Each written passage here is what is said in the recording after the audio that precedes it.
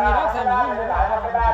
เยอะๆดาวน้อยมันกับบังไฟสนามนี่มันกลองหน่อยไปงานชมโชคดี3 2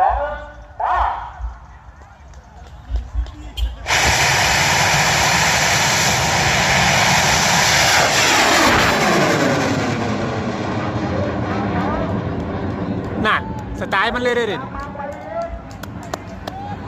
ไอ้กันนายกวีรพันธ์มีชมพี่ถ่ายได้สวยเลยแหละนี่คิดว่าเห็นบอกขนมไฟไอ้ขนมไฟหมุนเป็นไอ้ครับ430มันขึ้นมาว่าจังแล้วเนี่ย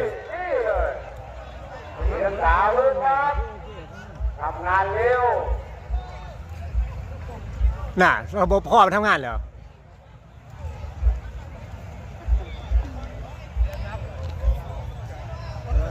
พ่อนี่เป็นคนหอยกลางมังเลยพ่อหลากพ่อหลานนะครับพ่อเกี่ยวพ่อ